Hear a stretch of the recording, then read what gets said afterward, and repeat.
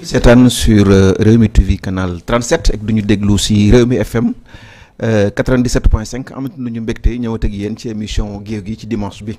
su ñu des ci élection yi gis nañu ni effectivement que élection yi am na ay rëq-rëq yu bari yi ci am avec décision bu njiitu réew mi jël ak le conseil constitutionnel liñ ko tontu par rapport ak la décision là en abrogeant décision bu mu jël bi Khalifa président. jot ngeen certainement def ay réunion def ay propositions pour la présidentielle de 2024 gis nañu effectivement yéen ak ñi ngeen ko bokkal ci langue politique bi ci kujje gi nee ngeen ni yéen élection moom président Macky Sall moom au-delà du 2 avril il n'est plus président et puis ñu organiser l'élection avant le 2 avril.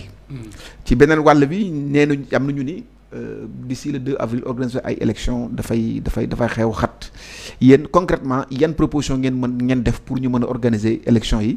d'ici le 2 avril avant le 2 avril d'autant que njiitu réew mi nee na day def ay consultation avant muy choisir une date est-ce que d'abord consultation yi tàmbali na wala est-ce que yéen jot nañ leen dégg ci consultation yi jot ngeen gis ak président. xam nga loo xam ne ñu ngi koy dox di ko wax. nga tëb wax ci day xaw nuru leneen. li ma la wax rek mooy au sein de Khalifa président nit ñaa ngi cee xalaat mais xalaat bi yemul rek. ci coalition Khalifa président dañ ko war yaatal ci candidat yi nga xam ni ñoo waroon bokk ci jamonte bi pour xool ñoom seen waxtaan lan lay jur ndax wat gàll ak lu. est-ce que loolu moo tax seen réunion tey bi am wala la ou bien. ñàkkul loolu tax mu am. mais ñun taxawaay boobu lañ ci am parce que ñun askan wi rek moo ñu ñor moo tax lépp lu ñuy def même buñ ci amee xalaat dañuy sàkku xalaatu askan wi ak ñañu ko bokkal. ngir ñu déggoo ndax wolof njaay dafa ni wat gaal ak yëgoo bu ñu déggoo ba noppi fekk ñu woote waat beneen kuréel bu ñu fa demee au lieu ñu fay yóbbu baatu kenn baatu ñëpp lañ fay yóbbu mu nekk loo xam ni dana yombal mbir mi te dana ko yëwal. est-ce que dana yomb ñuy am kuréel yu bari F24 F25 Khalifa président Yewwi Askan Wi ainsi de suite loolu yëpp kuréel yu bari yooyu est-ce que dana mën a yombal yéen seen kujje gi ngeen am convergence de vue par rapport ak li ngeen bëgg. waaw xam nga kuréel bu ci nekk ak taxawaayam ak mission du benn coalition Khalifa président coalition politique la pour dem sàkku baatu njiitu réew mi ñu am ci yàqin ak yaakaar bu rëy F24 F25 yeneen kuréel la yoo xam ni dañ leen taxawal pour comme F24 pour aar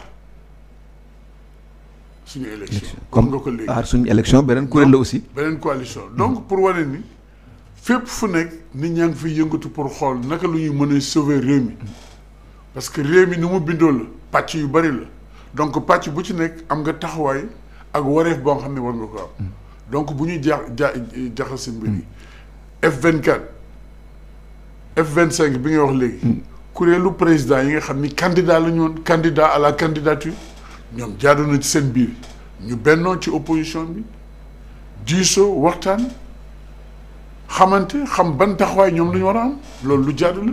waaw justement ci loolu bëggoon naa nga gindi ñu ci tuuti parce que F25 bi kuréelu candidat yi la woon à la candidature gis nañu également beneen kuréel ba nga xam ne ñuy wax les candidats spoliés.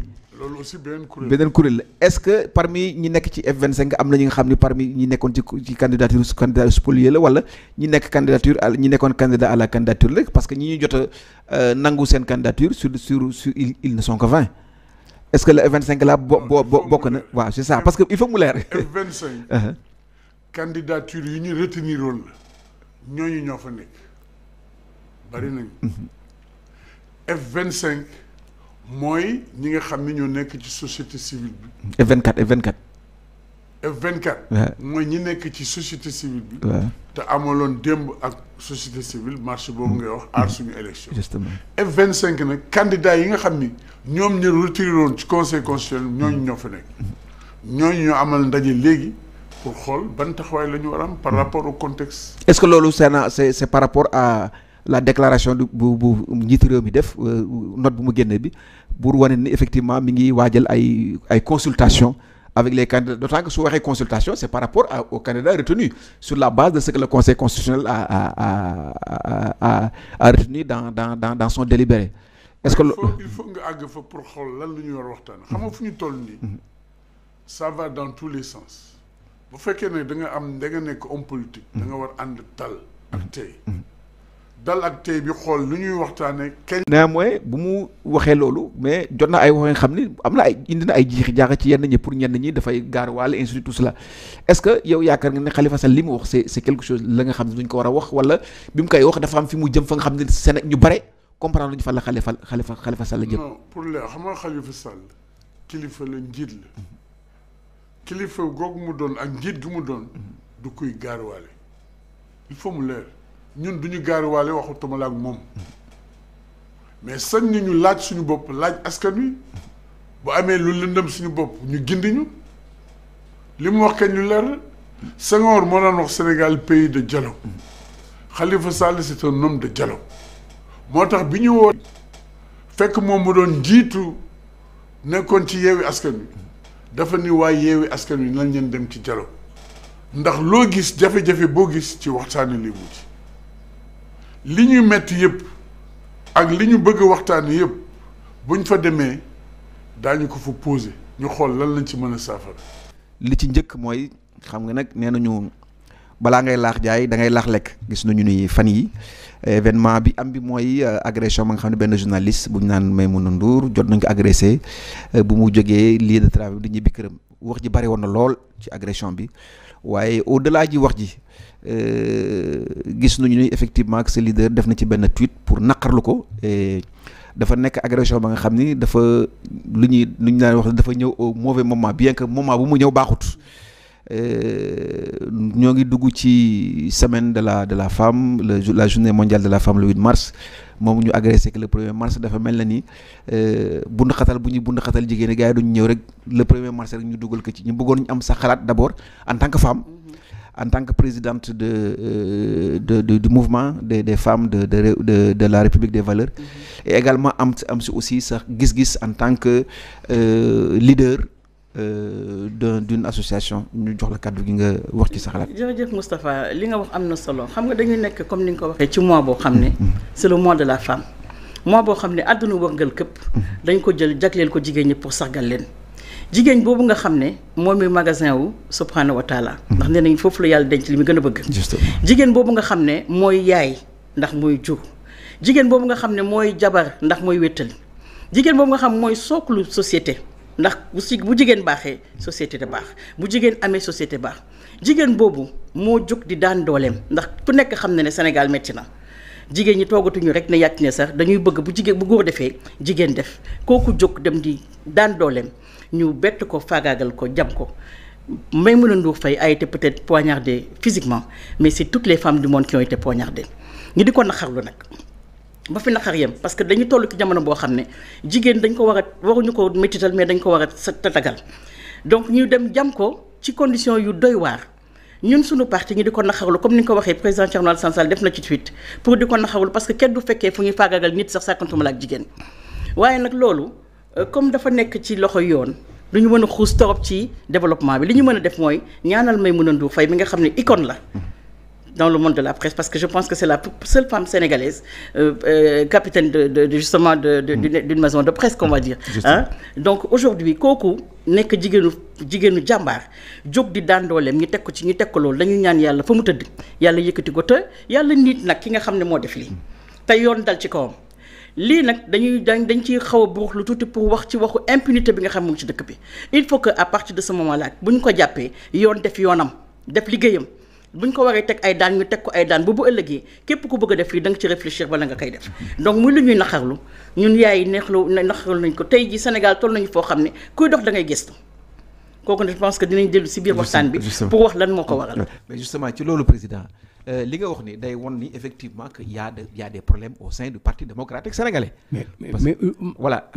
mais waxuma la leneen du problème. justement non da nga may bàyyi kay ma wax la ma continuer sama question. day wundi ni effectivement am na de sérieux problèmes au sein du Parti démocratique sénégalais. gis nañu ne aussi le secrétaire général national gëj na wax te kii wax souvent kuy joxe orientation la c'est Karim Wade bu nekk fale Qatar. gis nañu aussi si suñuy jàngat ñi wax ñu pare il parle à son nom décision yu jël sax c'est comme si. ñi wax ñaan ak ñan ñi bon en fait ñi jël décision yi les personnes là yi jël c'est des gens qui se réclament de Karim Wade te gis nañu aussi ñi ñu nommé. xam nga léegi da nga wax président Abdoulaye wax Karim Wade mais tudd tur de. waaw non waaw ñi des da nga leen xam. non damay wax léegi gis nañu bu Tafsir Thioye. bu Mbaye. kan nañu nommé ci Diawara ak Gallo. nga xam ne c'est des nit ñi nga xam ni au-delà de leur appartenance au PDS c'est des gens ya nga xam ni duñu leen xamee ci avec leur proximité avec Karim Wade n'est-ce pas est-ce que li ngay wax ni wundul ni au-delà des problèmes que actuellement au PDS c'est Karim Wade qui tire les ficelles. waaw écoute d'abord loolu la bëgg wax ne Karim Wade ci boppam. wax na waa parti bi ne leen. li ma téyoon bàyyi naa ko. ok. alors man je suis très attentif mënuma ñëw di wax ak yow yoroo ma sama téléphone nga yor sa boss damay dem de waaw non dama lay wax rek waaw dama lay wax rek man tam ñu may woo mais dama gisoo fa ma ko teg waaw il y a ce respect là. mes excuses. voilà très bien alors léegi moom bind na ne maa ngi leen di remercier yéen sénégalais ci li ngeen ma defal ci préparation parrainage ci déposer caution ci lépp daal di ne léegi nag li des ci élection yi secrétaire général national mooy jël décision ci fan la ñuy wotee moo lay wane donc préparation voter pour Diomaye wala pour keneen yàgg na. xam nga loolu mooy lan ci tubaab. il a abdiqué et effectivement Karim Wade jeexal na ci problème mu élection présidentielle candidat la woon à moins que parti bi dajewaat tey defaat ko. candidat te am na dernière note bi président Abdoulaye de bind dafa waxoon ne àggali leen montage yu secteur yi boo leen paree ma convoqué congrès bi pour ñu def investiture yi mais toujours turam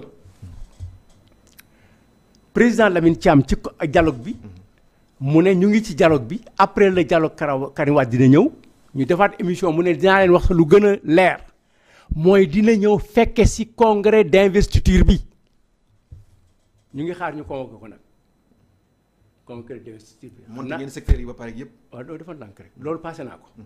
léegi congrès d'investiture pour élection 2024 yi. ñu ngi xaar pour ñu convoqué ko mais kenn convoqué ko. mais élection yi jeex na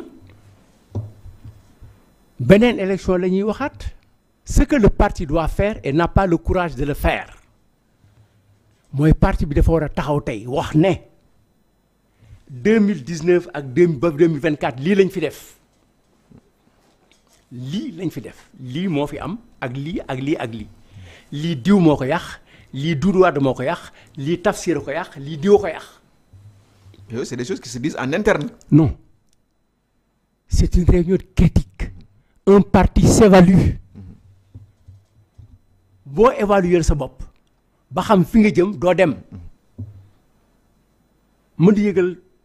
nit ñi ne leen parti bi ñun ñëpp ñoo ko bokk ku nekk def nga ci li ko mën kenn moomu ko bu ñu ko séddoo dootuñu am lu ñu bokk ku nekk day dem ak sa morceau defar ko moo jot te defar ko toog waxtaane ko dafa jot. on va maintenant ñëw tuuti ci la question su ma ko mënee tuddee politico-institutionnel. gis nañu ni le président de la République également démb ci biir waxtaanam. dellusi na sur le différend bu am entre le premier ministre ak assemblée nationale notamment sur la déclaration de politique générale bu mu waroon def ba le premier ministre defoon une sortie wax ni na assemblée nationale modifier ses textes pour se conformer aux nouvelles réalités pour que mu mën a ñëw au niveau de l'assemblée nationale loolu taxoon na également moom ak député yu ñu am ay xaarma yàlla ba à un moment sax bu ñu waroon def quand le ministre de l'économie et des finances waroon ñëw à l'Assemblée nationale pour def sa déclaration. son DOB donc finalement député yi du ñu bañ dégg nañu dem le président de la République mu ni jot na waxtaan ak premier ministre boobu delloo na ginnaaw dootul defati sa déclaration de politique générale hors de l'Assemblée nationale et que l'Assemblée aussi jot ñoom ils sont dans des dispositions pour mën a conformer wu ak seen i texte est-ce que yaakaaroon ne loolu waroon nañu ko mën a éviter si toutefois assemblée bi xamoon nañu effectivement qu'ils sont dans l'erreur ñu modifier seen texte pour permettre au Premier ministre de venir se présenter et que le Premier ministre aussi il waroon a am de la hauteur pour bañ a xattat bi les députés de l'Assemblée nationale ba bu ñuy am ces bis bi là entre ñoom. man gëmuma ni l'Assemblée est dans l'erreur. Assemblée.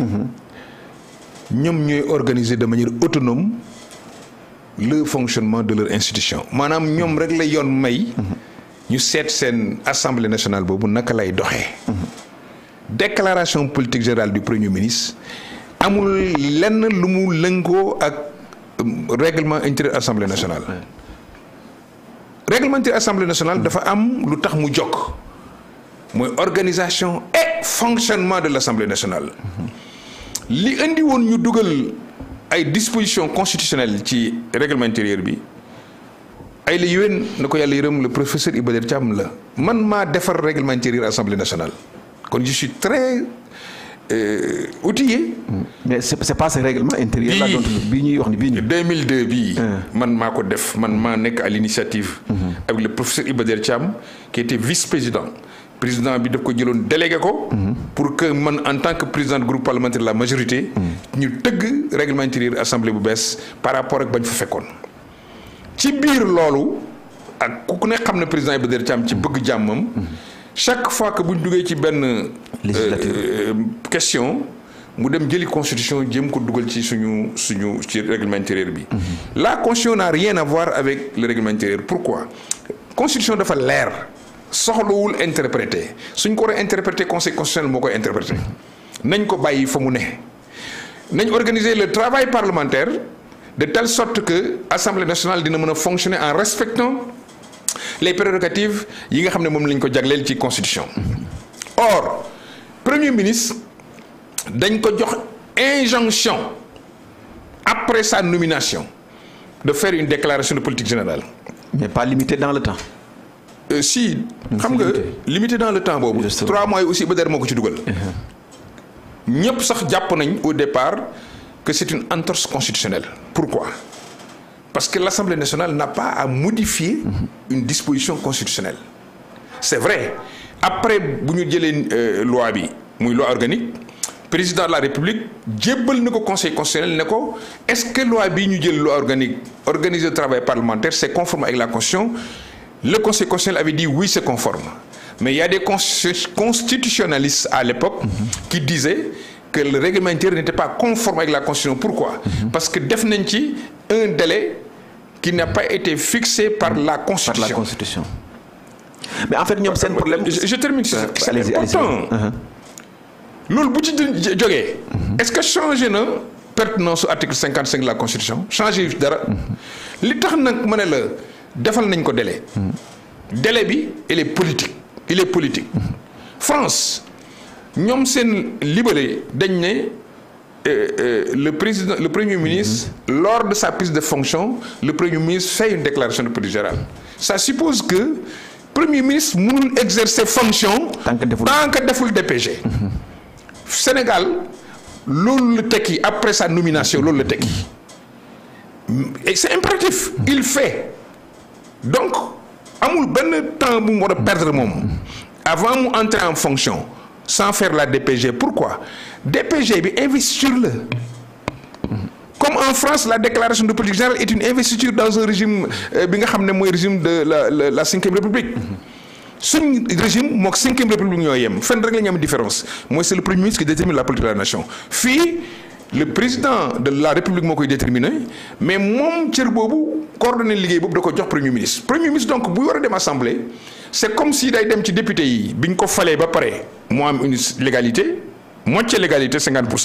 dafa war a dem ci député yi def déclaration de politique générale suñ ko voté une question de confiance mu am 50% d'encore de légalité su fa demul le premier ministre amul légalité institutionnelle moo wax la loolu tey. te loolu liñ ci dindi li ñu wax dañ ko dindi ci règlement intérieur. Justement ci loolu laa bëggoon ñëw en fait duñu dindi effectivement que dans le nouveau règlement intérieur le premier ministre n'y figure pas. Et même la déclaration de politique générale duñ ko ci dindi aussi. ankay waaw. nee nañu effectivement que et puis c'est un faux règlement intérieur. non. D'ailleurs le président de la République le président de la République waaw j'étais choqué. nee na effectivement jot na waxtaan ak président assemblée nationale. oui mais ça c'est autre chose. mais d'abord réglons le problème du faux. Le faux c'est quoi? Comment un document officiel publié peut-il être considéré comme un faux? Je comprends que le document là, c'est ça le vrai. Voilà celui qu'on nous a présenté qui est le faux. Le règlement intérieur tel qu'il est, les insuffisances dont ñoom yi ñuy wax mënul nekk insuffisance li ñuy wax mu ngi ci bel et bien dans le règlement intérieur en termes de question de confiance, en termes de motion de censure. Mais la motion de censure il est déjà dañ ko bind d'abord ci constitution bi constitution moo ëpp règlement intérieur day organiser procédure parlementaire day organiser naka la ñu war a voter day organiser naka la ñu war a former bureau bi day organiser ñaata commission la ñu war a am day organiser naka la commission d'enquête parlementaire war a fonctionner. Premier ministre quel que soit par ailleurs lu ñu bind ci règlement intérieur ak lu ñu ci bindul dafa respecter constitution mooy mu dem assemblée nationale naka la assemblée di organiser wu pour que moom mu def déclaration de politique générale c'est toutes les procédures régulières de l'assemblée nationale dañu mën a utiliser pour def loolu donc c'est un faux débat pour moi. Ensuite le président est allé trop loin en taxant de faussaires les députés. Il n'a aucune considération pour ñoom. Or il faut pas qu'il oublie et c'est malheureux qu'il le répète en disant que 165 députés kenn mënu ko méngale ak 18 millions de Sénégalais. Waaw. Il a tout faux. Parce que ces 165 là sont les représentants des 18 millions. Deuxièmement moom 18 millions falu ko moom 54% des électeurs ñoo ko fal. Or les députés c'est les 100% des électeurs ñoo leen fal. Parce que pour avoir un député ñëpp la ñuy jël ku nekk ñu jox sa pàcc ñu dem assemblée nationale. kon ñooñu pour man ñoo ko gën a légitime mooy benn. Et ensuite il pousse son premier ministre c'est comme s'il cautionne le fait que le premier ministre viole la constitution. Non moom en fait il ne s'en cache pas moom il soutient moom day soutenir le premier ministre. Oui mais donc avec lui il est avec lui à 100%. kon nag moom ak premier ministre dañ fas yéene violer la constitution. te kenn du leen seetaan ci loolu. loolu kenn du ko seetaan amul benn démocrate buy seetaan loolu. qu'il parle avec le président de l'Assemblée nationale. C'est ça qui est normal. Justement. Ce qu'il aurait dû faire dès le début avant moom bi ñu faloo moom mu recevoir président de l'Assemblée nationale discuter ak moom sur naka la bëgg ñu doxalee seen cohabitation. Ablaye Wade dafa waxtaan ak waa parti socialiste bi ñu ko falee 2000. waaw souvent nit ñi duñuy rappeler ce épisode boobu. dox nañ 2000 ba 2001 juin. fal nañ ko 2000 mars. ba mars delsi ba mois de juin 2000. Ablaye Wade mu ngi dox jàmm. ak régime socialiste bi nga xam ne ñoo nekkoon majorité à l'Assemblée nationale. mais ñoom loolu la ñu waroon njëkkee am des convergences avec le président de l'Assemblée nationale respecter l'institution parlementaire. mais fi ñu toll ñoom mënuñ dem assemblée parce que dañ leen doon jaay arrogance quand le porte-parole du gouvernement moo njëkk attaqué. Moustapha Sarré ensuite Sonko maanaam wax groupe parlementaire bi wax leen ne du ma ñëw parce que simplement un des leurs pour ne pas le nommer Guy Marius Sagna lui a écrit une lettre en lui disant que bul ñëw mu wax moom son groupe parlementaire ne Sonko du ñëw parce que règlement intérieur bi il est faux. Ils ouvrent les hostilités face à une majorité boo xam ne waxuñu woon dara defuñu woon dara je pense que loolu dañ ko war a assumer. Aujourd'hui dañu dugg ci goutte pour plusieurs raisons laa lay wax ak président assemblée nationale ça ne veut pas dire que nga wax nga ak l'assemblée. Pourquoi? Le président du groupe parlementaire est le patron politique du président de l'assemblée nationale ma wax la loolu tey. Abdou Mbow moo ëpp légitimité politique pour wax ak waxu assemblée lu jëm ci politique que le président de l'Assemblée nationale parce que le président de l'Assemblée il est le président de tout le monde. Abdou Mbow il représente une majorité. ñoo xam ne ñoo ko fal naturellement désigné par le premier ministre par l'ancien président Macky Sall wax ak ñooñu pour man moo ëpp jàmm. D'autant que ñu ngi leen di menacer dissolution politique pour politique la majorité sera obligée de se braquer et de se défendre et loolu.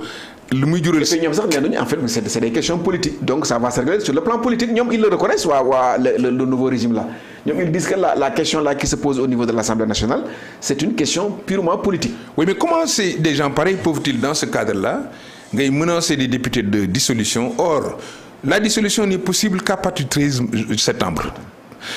Hypothèse ñu ne dissoudre nañ hypothèse d'école ñu dissoudre le 13 wala le 14. est-ce que xam nga ne duñ am élection ci 2024.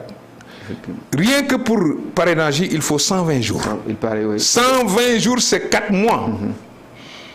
Septembre 1 octobre novembre décembre janvier 2005 ngay mën a organiser élection 2025 diggante boobu yëpp benn député du def liggéeyam il reste député. ils prennent leur salaire mais ils ne peuvent pas siéger. donc du am du gouverner par ordonnance. munoo ko parce que benn amul ko la koy woteel.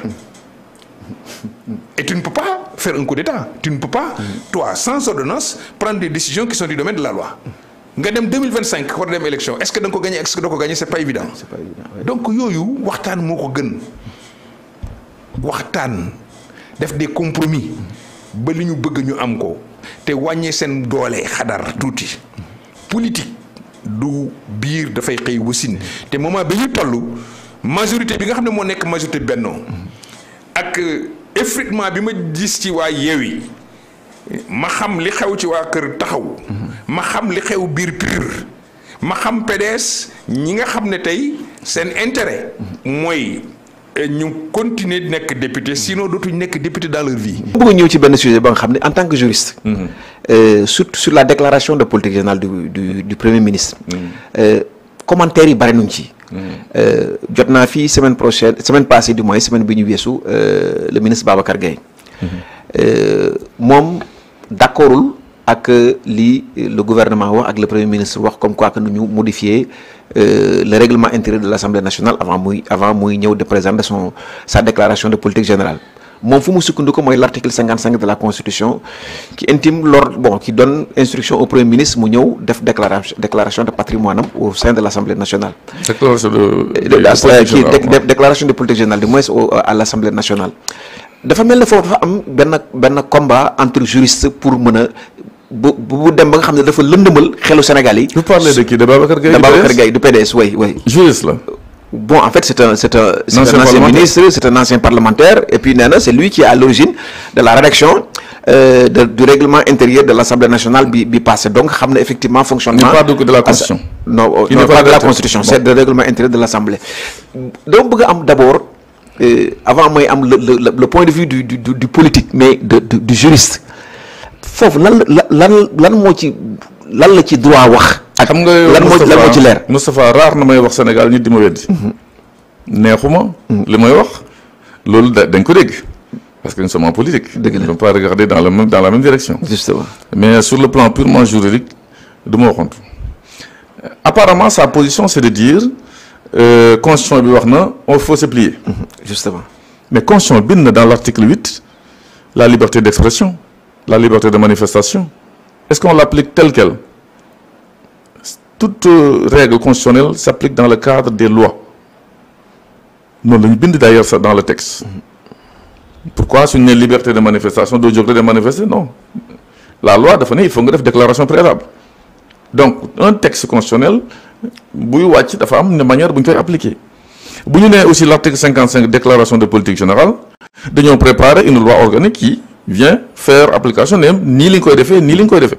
En 2019 le poste de PM a sauté ñu war a dem ko raxas le règlement intérieur yëpp lui concerne la venue du PM à l'Assemblée mënul ñëw parce que nekkatul mais boo ñu ko delloosee ils n'ont pas remis les mêmes textes gis nga l'Assemblée nationale les députés avec cette majorité mécanique ñoom ñoo gën a xam ni personne ñoom jógul ne le règlement intérieur nu mu tànn irrégulier d'accord nañu. Mais c'est un problème purement politicien entre une déclaration du Premier ministre Ousmane Sonko qui les a froissés. Oui, su ngeen ko deful à temps comme si injonction la quoi moo tax ñu rebelle wu ñoom tamit di tëb dal ci l'article 87. nee na ñun sax kenn mënutu ñu dissoudre. On va se lever sur ça. Je pense juridiquement. day bëgg naa aussi nga ñëw sur cette dissolution là bu ñuy bañ. naa ñëw mais juridiquement sur l'histoire du règlement intérieur. tey au moment où nous parlons dans cette émission. démb am na rencontre entre les présidents des groupes parlementaires. Des trois groupes. Je pense que bu wàllu ñëw na. Ayib Daffé était là-bas mais également Abdou Mbow. Donc yuuxu bi pour lan la.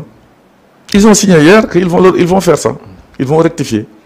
Là également il faut saluer la position du président de la République. Gardien des institutions pour l'équilibre également des institutions au Sénégal.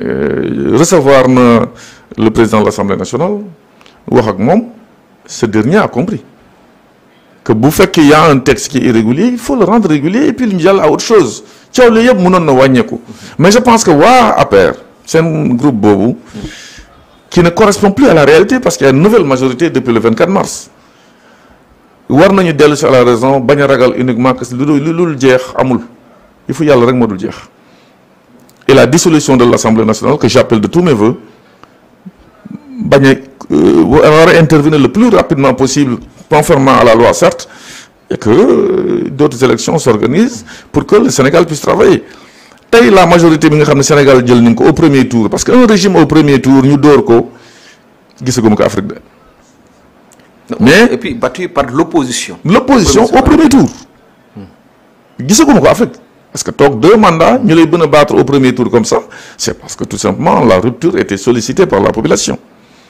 loolu moo tax ne jóg nag ne léegi dootuma demati sax damay créer benn proposition de loi ñun ñu jàll suñu majorité mécanique boobu avec peut-être l'aide de Wallu et que ñooñu j'espère que ils sont revenus à la raison parce qu'ils ont beaucoup aidé le pouvoir en place pour ñu ñëw bëgg a prolonger le mandat du président Macky Sall jusqu'au 15 décembre c'est Wallu c'est le PDS boobu ñu toogee également te ñoom sans le Yewwi Askan Wi il ne serait pas là on le sait mais boobu ñu demee ba assemblée dañu dem collaborer avec waa Benno Bokk Yaakaar ba nar yóbbu Sénégal dans une situation avec des accusations de juges constitutionnels de corruption yooyu yëpp sont des choses yoo xam ne amul benn preuve bu ñu teg ci table moi ñu ngi sant yàlla Moustapha ba nga xamee ni def nañu élection ba yàlla indi ñu situation bi le moment c'est de travailler ce n'est plus de faire la politique politicienne l'article 87 képp ku ko jéem a changer moment bi ñu nekk je le considère comme étant un coup d'état parlementaire loo xam ne askan moo ko bëgg c'est vrai que la déclaration de Ousmane Sonko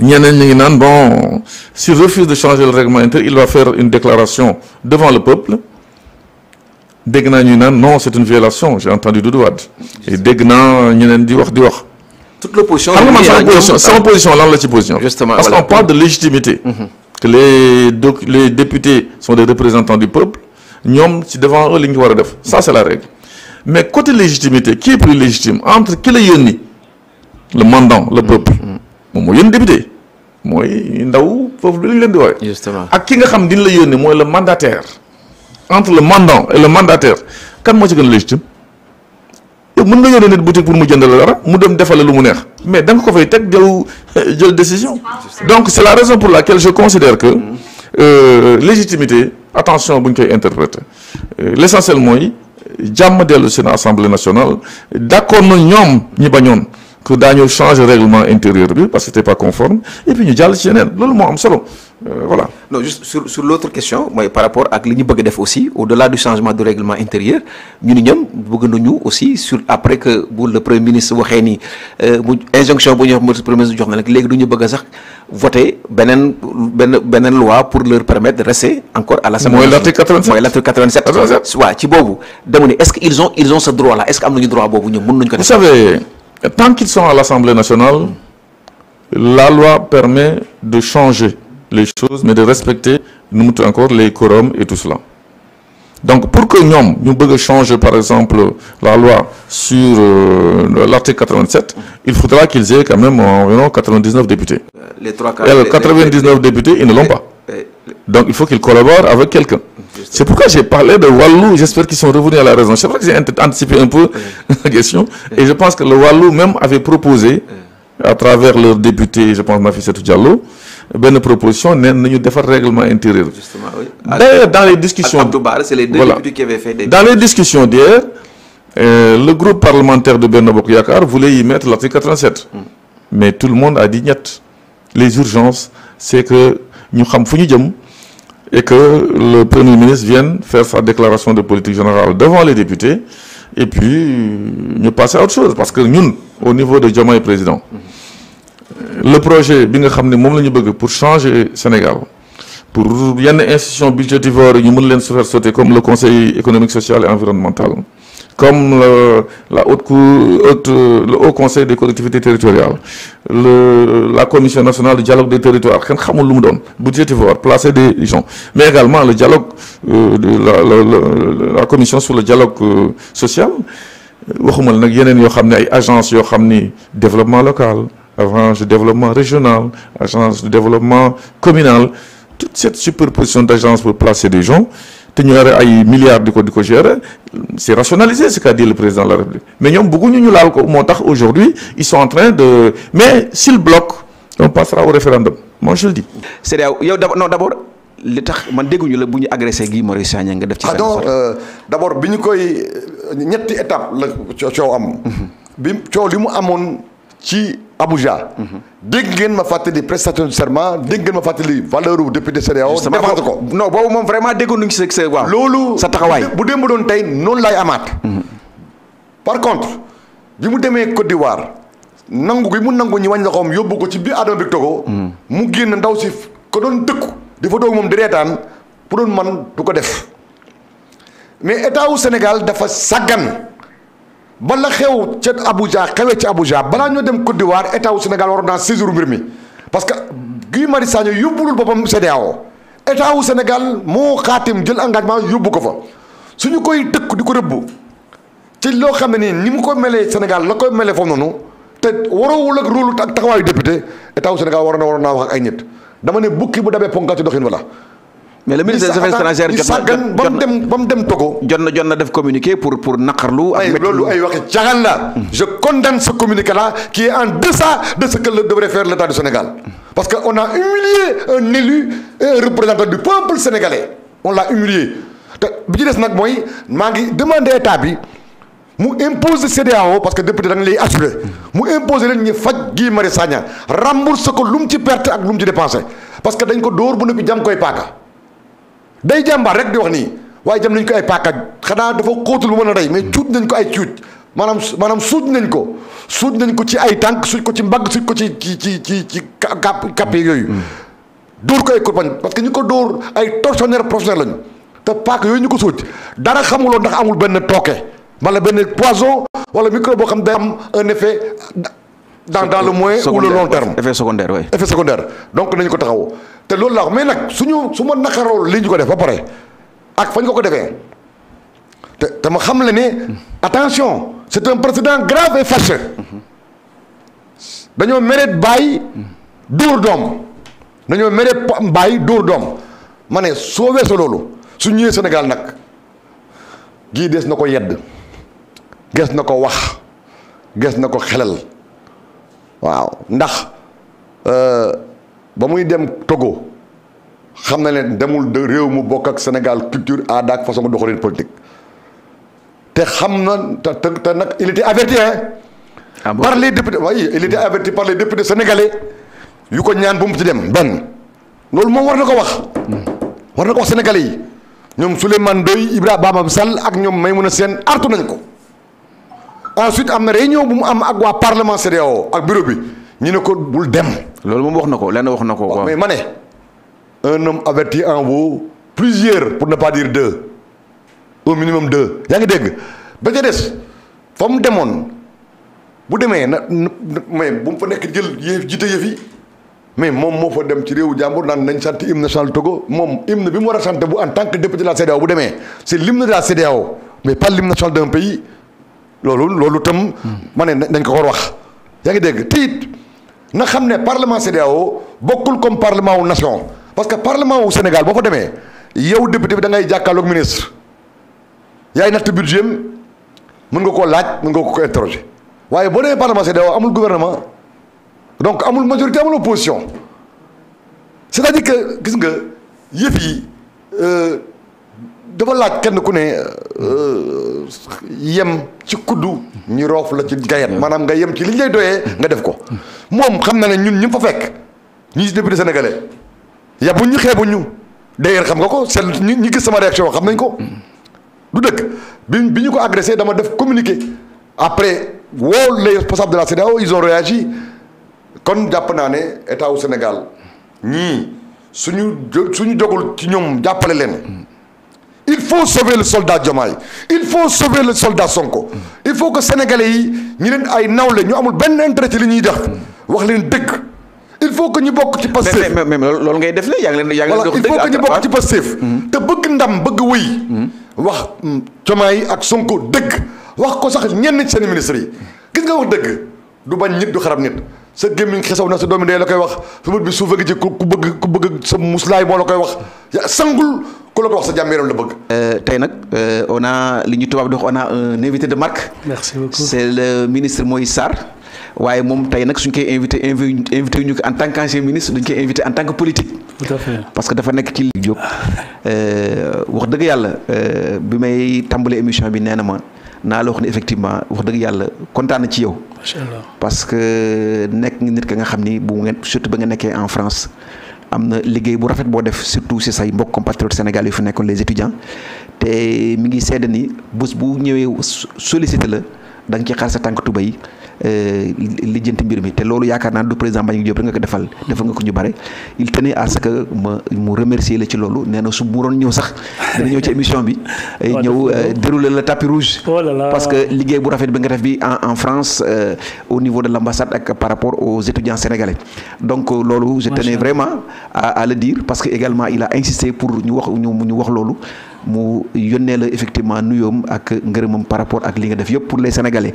parce que su ko waxee waxoo ko pour boppam mais daf ko wax pour les compatriotes sénégalais yi nga xam ne defal nga leen ko foofu. Tout à fait. ci loolu wee Moïse. Là quand même tu me fais rougir, tu fais rougir le Sérère que je suis. Hein? On ne pourra pas le voir de par ma couleur noire, mais quand même je suis très ému. Mais ci moom la. Parce que moom aussi c'est un doyen, un patriote, un grand manager. Un membre éminent du patronat ci ay initiative am ci ay effectivement aussi ay action ak jël aussi le drapeau sénégalais yëkkati ko mën naa ci sédd lu bëri ci action yi mu def en France ba ma nekk aussi aux affaires étrangères gunge naa ko aux États-Unis ak yu muy def waxatuma ci pour sénégalais yi mais pour africains yi donc maa ngi koy nuyu di ko sant di ko jaajëfal di ko féliciter di ko encourager. Je pense que des gens comme lui le pays en a besoin. suñu royukaay la. waaye jërëjëf Moïse du ñu dugg ci politique nag. dëgg la gis ngeen ni effectivement ñoo ngi dem ci élection législative yi. te muy dëgg mais dafa mel ni yéen da ngeen am problème ak vos anciens camarades waa Takku Wallu. gis nañu ni effectivement que yéen bés su ngeen tegee jéego rek ñoom ñu teg benn jéego bu contraire ak jéego bu ngeen teg le dernier différend en date mooy problème mu Guédiawaye entre surtout le cas de Néné Fatoumata Tall mais ñu bara nee nañu mbir mi du Néné Fatoumata Tall en personne prétexte la rek. voilà donc est-ce que mën nga ma expliquer lan moo wundu coow li am seen diggante ak waa Takku Wallu Sénégal. pour man bu ñu continuer sax di ci wax. peut-être loolu lañ bëgg. te waru nañ may occasion boobu c'est vrai que ñun ñii pour la plupart ñoo ngi woon APR nekk ay membres fondateurs ci ñu bëri ci ñun c'est vrai politique di dox ba ñëpp gis effectivement ci élection yi naka diggante président de la République ak ay kàngam yu bëri nekkoon APR diggante bi amoon ak le premier ministre Amadou Ba. Candidat de la coalition ñu dem ba accuser ko loo xam ne c'est inédit dans ce pays nga am sa candidat accuser ko accusation yu grave Assemblée nationale. duñ ko accuser dafa ger les juges de la Cour suprême boobu ba léegi yow loo ci amaat comme information. ñoom ci seen bopp li ñu waxoon yëpp foo mujj dañ ko wonaat ay responsables yi jógoon attaqué ko directement ba ñu demee ba ñu calmer jeu yi.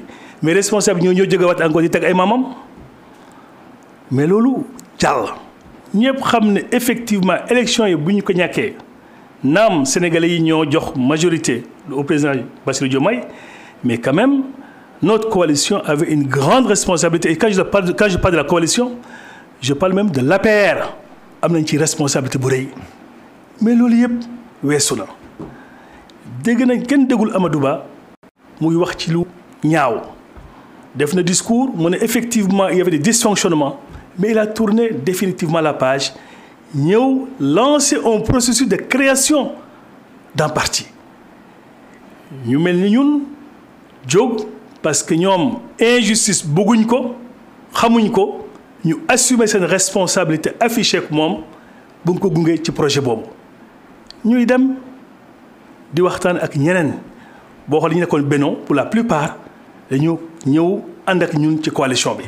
waaw loolu est-ce que nekkul la nga xam ne lu doy waar la. non lu muy wane rek lu muy wane nga xam le fond du problème c'était pas des gens du PS ou de l'AFP ou de ñeneen mais c'était plutôt des gens et des faucons même de l'APR. mais loolu vraiment pour man c'est un épiphénomène boo nga xam ne Sénégal yi ñuy xaar ci ñun actuellement nii ce n'est plus maintenant une guerre entre ñun ak ñoom te li waral loolu. xam nga nag man je connais très très bien le président Macky Sall. Et je le dis et je te le répète, c'est même pas mon leader, c'est mon grand frère d'abord. C'est mon grand frère d'abord. xam naa aussi nu muy liggéey.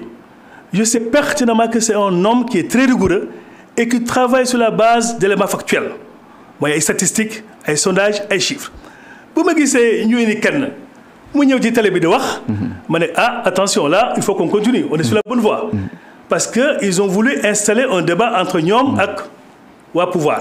parce que dafa mel ne yéen c'est votre opposition seen opposition wàllu takku la. mais ñoom ñoo ñu jël comme opposant parce que ñoom la ñu bëgg mooy mënuñ comprendre ñu dem ci élection Amadou Ba jiite leen wala jiitu leen donc ils feront tout. mais à juste raison aussi parce que moom moo doon mentor Amadou Ba opposition. normalement ñun waa opposition ñëpp. dafa waroon am sax benn gentleman agreement benn pacte. mais non agression yu mel noonu parce que ñi ci kanam ñoo nekk au pouvoir ñun ñëpp dañoo war a tirer sur ñoom wax Sénégalais yi li dox ak li doxul xam nga yee Sénégalais yi xool effectivement que li ñu dund depuis 7 mois ñun bu ñuy ñëwee avec une cohabitation avec une majorité à l'Assemblée nationale mais on va changer et radicalement ce pays-là mais en lieu et place comme gis nañ ne kii jël na un bon départ il se détache. Mais ñoom ils ont dit écoutez si on les laisse ils feront mal assez rapidement il faut dégager des stratégies ay caaxaan ay broutilles commencer encore ñëwaat accuser je pense que accusations yi c'est des accusations fallacieuses non fondées et précisions yi nga xam ne Zahra Iyane Thiam bi nga nekkoon suñu mandataire ak Cheikh l'honorable député Cheikh Oumar Sy yi ñu ci indi mais leer na nenetal bi ñuy wax mais nenetal kay ku ne xam na ne man xam naa ko bu baax nag ku mën wax la mu ngi ci réew mi man de déggu ko ba léegi donc vraiment on veut tourner cette page ñu avancer wax na rek Sénégalais yi ci li ñu ñor mooy lan la président Amadou Ba ak coalition bëgg a proposer Sénégalais yi mu nekk quand même un programme de mandature mu nekk effectivement aussi ay propositions yu pertinentes pour li ñu commencé gis réew mi kat ñu mën koo changer échanger et rapidement. je pense loolu moo gën a am solo. toujours ñu des ci assemblée gis nañu effectivement bu ñu ko installé il y a une semaine léegi am na ay mesures yu ñu jël notamment radiation de l'honorable député Barthélémy Dias gis nga bu ñu ko radié ñoom nee nañu ci constitution bi la ñu sukkandiku ak règlement intérieur mais gis nañu aussi yeneen des voix discordantes comme nuñ koy waxee yow au-delà de ce statut de député vous êtes administrateur civil xam nga également loi nu muy doxee lan moo ci sa commentaire ak yow pour yow lan moo war ci loolu est-ce que jaadu na wala jaaduwul. waaw dura lex sed lex la loi est dure mais c'est la loi je pense que personne ne peut être plus royaliste que le roi gis nañ ne Barthélémy ci boppam annoncé woon na ne lu mel nii war naa mën a nekk kooku nag tey bu ko loolu dalee ci kawam moom ci boppam commenté wu ci yaakaaruma ne man maa ci war a commenté gis naa ne daal sur le plan légal loolu amul ça ne souffre d'aucun problème mais am na sur le plan politique am nañu droit poser wu des questions parce que bu fekkonte ne rupture rek la ñuy xaar man la question que je me pose mooy ministre de la justice entre le mois d'avril bi ñu ko nommé ministre de la justice ak le 12 septembre ñuy tas assemblée nationale bi lu tax bindul woon lettre bureau bi fi nekkoon pour wax leen ne Barthélémy mi mënatul siège parce qu'il est définitivement condamné xëy na da doon xaar ba am une majorité qui lui permette de le faire ça peut être une réponse beneen bi aussi mooy bu Barthélémy tey amoon majorité moom bu bindee du efficace parce que bureau bi mën na koo bañ a jàllale kon jot na ñu xoolaat suñu texte yi tey parce que waa Pastef ñoom nee nañu mënoon luñ ko def bu yàgg mais suñ ko defoon duñ politiquement Barth ak waa taxawu Sénégal du ñuy wax ni c'est parce que Barthélémy il est majoritaire duñu bëgg écarter benn adversaire politique moo tax ñu jëlee ko fi est-ce que loolu yaakaar na argument bu valable la. du argument bu valable parce que l'argument politique ne peut pas être valable devant l'argument légal légalité baa ngi fi woon xamoon nañ ne mën nañ ko dañ ko waroon rek def quelles que soient les conséquences. La preuve mooy bi leen loi mayee ñu tas assemblée nationale le 12 hésité wuñ si. et pourtant am na benn candidat bu posé woon cette la non participation de Barthélémy à l' élection mais conseil constitutionnel daf ko bañoon. waaw mais jaaxal effectivement. procédure bi mu jaar moo baaxul. jaaxal na sénégalais yépp parce que aussi le conseil constitutionnel moom su ko neexee day comporté wu sax comme la chambre administrative. La preuve mooy bi nga xamante ne nii jël nañu décret convoqué assemblée convoqué élection yi mooy élection yooyu ñu def diggante février ak mars gis nañ ne il s'est comporté comme le juge administratif di remettre en cause ay actes administratifs unilatéraux. Donc moom le juge constitutionnel il pouvait aller au-delà d'une interprétation simple mënoon na def une interprétation beaucoup plus large de cette situation-là mais dañoo jàpp ne xëy na suñu traité woon le cas de Barthélémy mun na répercuter wu aussi sur la tête de liste de Pastef te loolu mun na indi ay jafe-jafe mën naa wax ne daal li tax defuñu ko de avril à maintenant c'était beaucoup plus politique que il y avait aussi un risque juridique sur la candidature de la tête de liste de Pastef loolu moo tax xëy na defuñu ko woon ñu bàyyi Barth jàll ñëpp jàll ñu ne na ñëpp jàll rek après à la fin même bu peuple bi tànnee ñun on peut ramener le droit pour di peuple bi lañ ñu dindi ko. est-ce que yaakaar loolu lu jaadu dafa mel dafa am jonction entre le législatif le judiciaire. mooy li ma la wax rek il faut si nous voulons faire opérer de véritables ruptures il faut nécessairement moo am ay réformes. dans ce sens-là parce que tey même bu fekkoonte ne jëlal cas bu gën a graaw mooy tey le ministre de la justice bu bindoon lettre demander par exemple. nañu fi jëlee benn député wu Pastef par exemple et que le bureau de l'Assemblée nationale entériné wu ko mais du sotti ça veut dire que y a un problème quelque part. Donc en fait la rupture pour mu mën a effectif il faut que le bureau entérine la décision ko même si le député est dans l'illégalité. Mais bien sûr Barthélémy il était dans l'illégalité depuis longtemps. ñëpp xam nañ ne depuis qu'il a été condamné définitivement lui-même il sait que mën nañ à tout moment mais il a fallu qu'on invente une procédure de saisine d'un juge d'un ministre qui n'a été que nommé lui il n'a même pas été élu moom lu ci yoonam et il a été que nommé moom il faut que mu bind te kooku comme dañ koo nommé dañ ko yilif mais moom du bind tànk ne wu ñu ko bindal la preuve mooy amoon nay temps ñu ne ñu am ñu taxaw fii ne Macky Sall dafa bëgg a dàq Barthélémy Dias mais Macky avait retenu quand même son ministre de la justice mais ministre de la justice bi moom jot na ay instruction def na li mu war a def Barth jóge na fi maintenant man nag du ma jàng li ma jàng comme ni nga ko waxee mbir mi jaar ci yoon mu légal may nekk fii di ci commenter na Pape Djibril Fall ñëw rek ñun ñëpp ñu bokk def liggéey bi. donc cela veut dire qu'effectivement la radiation de Barthélémy moom yoon moo ko man gisuma ci benn problème te ñi koy wax ñëpp bu ñu defee recours yi duñ ci jëlee dara.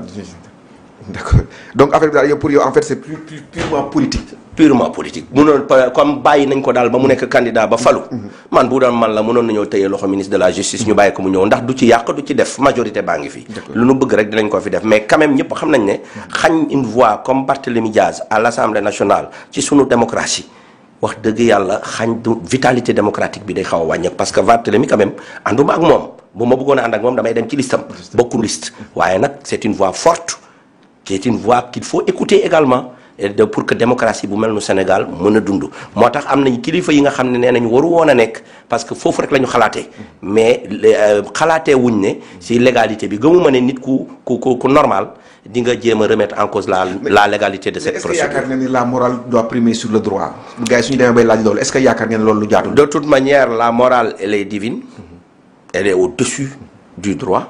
Le droit est d'ordre humain nit ñun ñooy defar suñuy texte bu ñu demee ba gis ne texte yi conformatul ak li nga xam ne moom la ñuy def wax dëgg yàlla war nañ ci def ay réformes. amoon nañu mbégte lool recevoir que tey ci émission géew gi yéen a ngi doon seetaan di ñu déglu ñu ngi leen a jox dig daje dimanche prochain à la même heure jërë ngeen jëf.